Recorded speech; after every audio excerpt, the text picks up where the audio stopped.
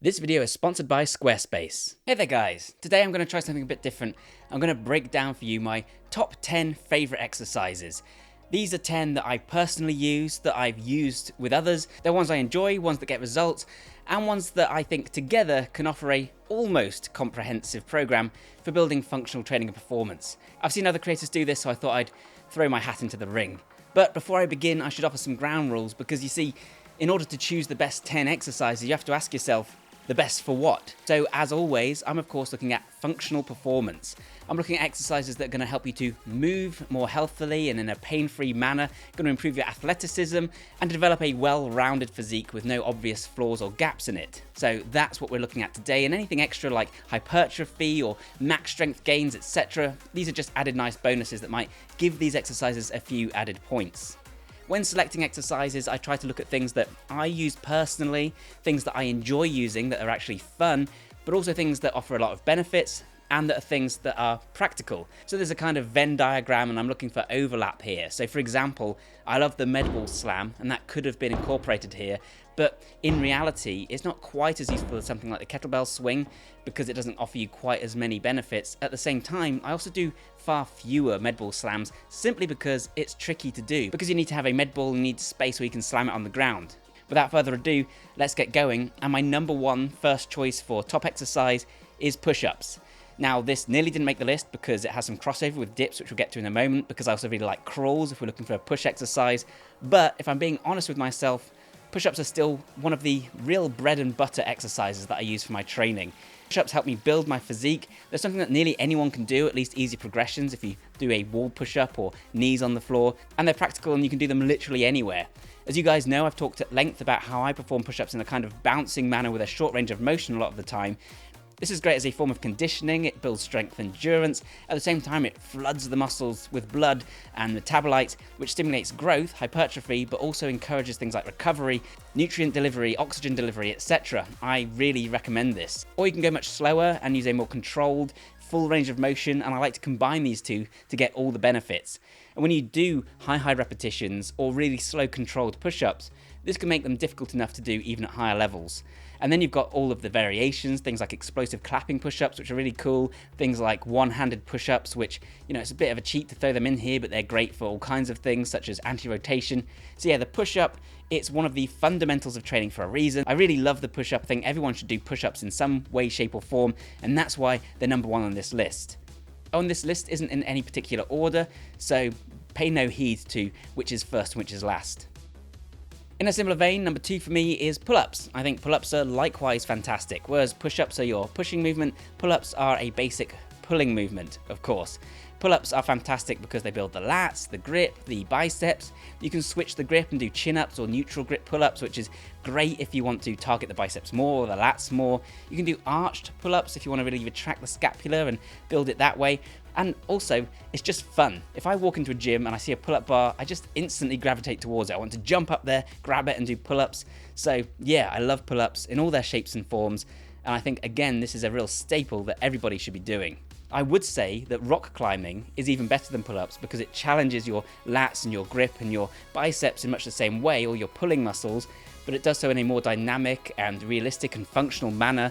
But of course, the reason rock climbing isn't on this list is because most people don't have access to a rock climbing wall, at least not conveniently, and so pull-ups are a more realistic thing to make a staple, a regular part of your training. If you find it odd that I mention rock climbing as an alternative substitute for pull-ups, that's because I think sometimes these dynamic activities can serve as exercises, particularly if you perform the hobby or the activity in a manner designed to stimulate the muscles. So you can perform rock climbing, but not in a way as to make it a hobby or to get to the top, but in a way that focuses on building lat and bicep strength. I talk about this at length in my book, Adaptive Training. Next up on my list is bodyweight rows. So bodyweight rows do have some overlap with pull-ups, especially if you're doing arched back pull-ups. Essentially, this is a horizontal row instead of a vertical row. You're pulling your body towards the bar, but you're doing it whilst lying down, pulling your sternum to meet the bar instead. Now, arched pull-ups are really difficult and you're going to fail for a whole host of reasons, whereas bodyweight rows really focus on that motion. So I do think it's important to train at different trajectories, and having a horizontal row in there is important generally, but I really like these in particular because they let you focus on retracting the scapula. This will give you greater range of motion, greater shoulder stability. It can transfer to skills, and the really great thing about bodyweight rows is that they don't create a lot of muscle damage. They're not very neurologically taxing, meaning that you can actually train them quite a lot and just throw them into a workout, and the benefits you get from them are just massive. You can also adapt them to be slightly more focused on the rear delts, which are drastically overlooked, and by keeping the torso rigid, you have this great anti-flexion movement there as well, which is a perfect antidote to sitting. So in some ways, you're getting some of the same benefits if you perform this correctly as you would do from something like the reverse plank, which is why I've opted to put this here and not that. Next up are dips. So dips are basically push-ups, but harder. It's a vertical push instead of a horizontal push, and they give you the opportunity to load extra weight on as well. If I want to get a chest pump, if I want to get a great chest workout, the way I do that is with dips. And at the same time, it's a great way to train the shoulders and the triceps. It's a really simple movement. Once again, it's fun because you're defying gravity going up and down. I really like it. You can either pump out these big sets, I do sets of 30, or throw on a weight belt, maybe with 20 kilograms, and do some that way. It's a really easy, great, convenient way to get a great push workout in. And at the same time, I once again love all the different variations. I really like one that I saw on Sonderberg's channel recently, where he was doing straight armed dips, not letting his chest touch the bar. Very cool for building straight arm strength. Also like tuck planche dips as well. Great way to build straight arm strength and train towards the planche. In general, having a pair of dip bars at home or in the office is a really cost-effective, space-effective tool that can give you lots and lots of training options. These are also great for performing the aforementioned bodyweight rows, so if you're looking for something you can purchase that's going to give you lots of options, then dip bars, I think, are one of the very best investments you can make. Next up is another pushing movement, and that's handstands. This is a vertical pushing movement, but this is a vertical pushing movement up instead of down. You might be thinking handstands aren't an exercise, they're a skill, and that's true, but I think we should have some skills in our training diet as well as just exercises designed to tax the muscles. Handstands are a journey. In order to learn to handstand, you need to improve your shoulder mobility, your core strength and stability, your proprioception, your balance. And this journey will take you places in terms of your fitness and help you to fix little imbalances and to focus on aspects of your fitness that you might not have thought about. It involves shoulder elevation, like a shrug, so you're building traps as well. You need to squeeze the glutes to keep the legs straight. And like I say, just be aware of the whole body. It's great mental training as well. And talk about fun. Hand balancing is one of the most fun and rewarding things you can do. Now, a lot of people aren't going to immediately be able to do handstands, and so they might be, reluctant to add this to their training. But there's lots of easier progressions you can do, whether it's something like a crow stand, whether it's a pike push-up, whether it's wall-assisted handstand push-ups. This is a journey that's worth taking. And the point is not to get to the handstand, but just to focus on the training as you lead yourself there. It's the journey, not the destination. That said, once you manage a handstand, then you can do things like handstand push-ups. Your body becomes a gym that you can use literally anywhere. And yeah, I think we should have more stuff like this in our training. More stuff that isn't just sets and reps of an exercise, but rather as a skill, rather as a whole field to explore that's going to expand our movement vocabulary. Next up, it's time we gave the legs some love. And for that, I'm going to be talking about sissy squats. So sissy squats are a fantastic exercise if you want to train the quads and strengthen the knees at the same time. Sissy squats are a difficult exercise that involve pushing your knees forwards, leaning backwards, and thereby making a regular squat much more difficult. But if you're looking for a bodyweight exercise that you can do with no weight, no equipment, that's going to properly train the legs, it's an actual challenge, then I think this is the one to do. I love doing sissy squats. They also look really cool, just like some of these other exercises. They have a visual appeal. And for those who can't do a sissy squat right away, I recommend instead trying something like the Hindu squat. And the Hindu squat is a very similar concept, but instead of leaning your weight forwards, you're just going down on the balls of your feet. I made a whole video about it. It also has this really cool breathing system that makes it possible to use this as a form of conditioning. There's a great way to strengthen the knees, strengthen the quads at home for high rep ranges. Really love both these exercises.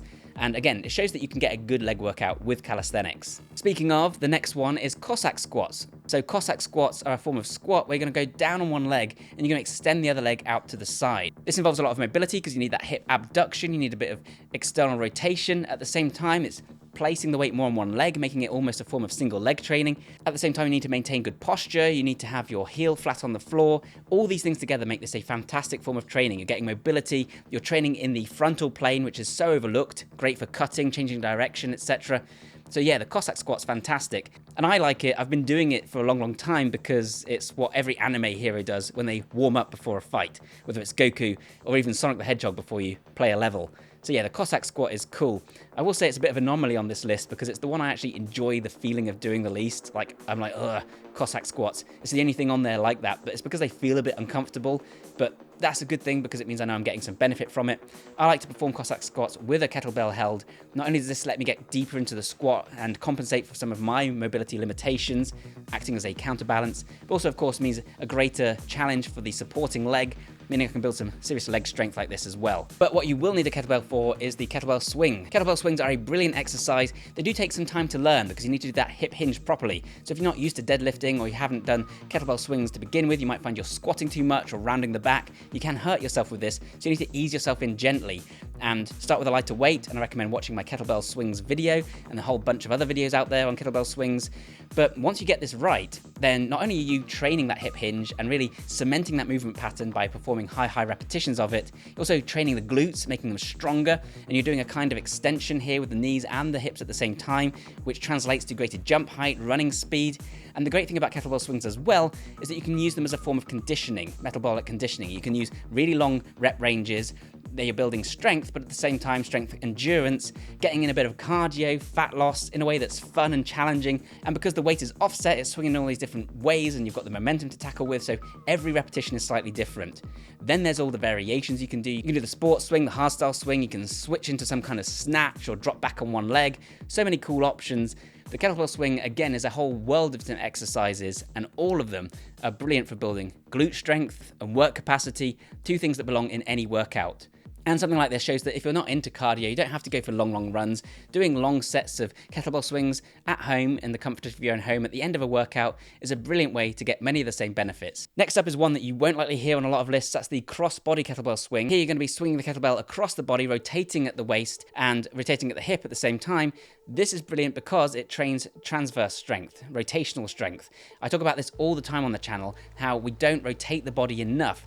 And when you think about it, most sports activities, most things you do in life involve rotation, whether it's wrestling, whether it's running, whether it's throwing. All these things require you to twist your body. Interestingly, I think that a lot of people's favorite exercises and the things we do the most in the gym revolve around pushing. But name me sports that involve pushing versus ones that involve pulling or rotating, and you'll find that there's a lot more pulling and rotating, and most people do nothing for rotation. Not only will this translate to greater all-round functional performance in every sport and activity, it's even good for aesthetics because you'll develop nice obliques, which give you much more detail down the midsection. It's one secret to looking much more ripped without dropping body fat. There are lots of options for rotational strength. You can do things like band punch-outs, or you can do anti-rotation with things like the aforementioned one-arm push-up. But the crossbody kettlebell swing is one I find really fun, and I also really feel it working. And because you're rotating the core and the hips, you get double bang for your buck. It's just another excellent exercise. This one though, I do recommend you proceed with caution, start light, don't do too many to begin with, because if you're out of practice, it's a great way to pull a muscle or something. So ease into it, but then this is a great one to use as well. Also another one that just looks badass as you swing this weight across in front of your face like a lunatic. Of course, we need to include some core training here, and for that I'm going to be picking the hollow body hold. The hollow body is an exercise from gymnastics. It's also used in a whole host of other types of training, such as calisthenics. Basically, you're going to be turning your body into a kind of dish. Lie on the floor whilst you do this and create a posterior pelvic tilt so that the lower back is pushing into the ground, and contract the abs, the rectus abdomini, so that your body slightly crunches forwards. You're not bending forwards, you're just lifting your shoulders and neck off the ground. Keep your arms straight, your legs straight in front of you. This is training the core to build stability. You'll feel it really quickly, and it's a great basis for a bunch of other exercises like the front lever, the dragon flag, a whole lot of other stuff, and it translates to greater athletic performance in every pursuit, because as Stuart McGill would say, proximal stiffness creates distal athleticism. You need that stability, that strength in the core to be able to properly translate force into the limbs. So this will improve you in every area like that. At the same time, it's training that transverse abdomini, giving you more support and stability in the spine, and sucking in the abs to give you a nice flat aesthetic look in the gut. And finally, the last exercise that I highly recommend everyone do is running, and I will accept walking as an alternative. Running is not only a great way to burn calories, it's something that we are designed to do, and it trains good biomechanics. It gets blood flowing around the body, it can be used as a form of active recovery. I personally recommend running at a slower pace. You don't have to go fast and try and beat your times all the time, and focus on just getting blood around your body, reinforcing good movement patterns, etc., building hip stability. And for extra credit, trail running is even better because you have to be more cognitively engaged and you need to stabilize your body more. I like doing it in my barefoot shoes. Running's just one of the best ways to burn tons of calories, improve your cardio fitness. Run more, you'll feel more energetic, you'll improve your biomechanics. Like some other options on this list, running isn't just an exercise, it's like a whole activity unto itself. There's so much to explore here, so many areas that you can improve. If there's anything we take from this list, I think that's what you should be looking for. Things that are dynamic, things that are expandable, with more to learn and more to experiment with. What do you think, guys? Do you agree with my list? Do you disagree? What would you include or exclude? Like I say, I'm still upset that I've had to leave some things out. I'd love to hear your lists in the comments down below, so share them there. And if you want a training program that incorporates all this kind of stuff for a more dynamic and all-round performance, for mobility, strength, endurance, even focus and decision making, then check out my ebook and training program, Super Functional Training 2.0, the Protein Performance System. It's on summer sale right now, but won't be for much longer. So yeah, check out the link down below if you're interested. Either way, thank you so much for watching this one, guys, and I'll see you next time. Bye for now. Now I'd just like to take a moment to talk about today's sponsor, Squarespace. Squarespace is a platform for building websites that makes it extremely simple and easy to get started, but also has all of the advanced features you could need in order to expand your website and your business as far as you want to go. When I say it's easy to start a website with Squarespace, I really mean it. You can choose a pre-made template and then edit it as much as you like using their fantastic fluid engine that lets you just simply drag and drop elements into place to change the design how you want. You don't need to know coding, you don't need to spend hours tweaking things that don't work. You just have a vision, implement it, and you have a beautiful, modern, and adaptive website ready to go. You really can have a website up and running in minutes that can then support your business, your hobbies. They can then act as a portfolio. You know, there's tons of reasons to make a website, and with Squarespace, there's just no barrier to entry. But like I say, they also have all the advanced tools you could want, whether it's advanced publishing and formatting tools, whether it's building a community online with threaded comments, replies, and likes, whether it's analytics, e-commerce, gated members-only content as another form of revenue generation. And you can expand this even further with plugins from the community that add even more options, whether that's things like global shipping for your e-commerce, inventory management, tax reconciliation. The sky's really the limit. It powers some of the biggest brands on the web. So yes, I highly recommend giving Squarespace a go if you're interested in starting a website. If you want to find out more, then go to squarespace.com. And when you're ready to launch, Pioneer viewers can get 10% off their first website or domain by going to squarespace.com/Pioneer. Link in the description down below. Thank you once again to Squarespace for sponsoring this video. Thanks to you guys for watching, and bye for now.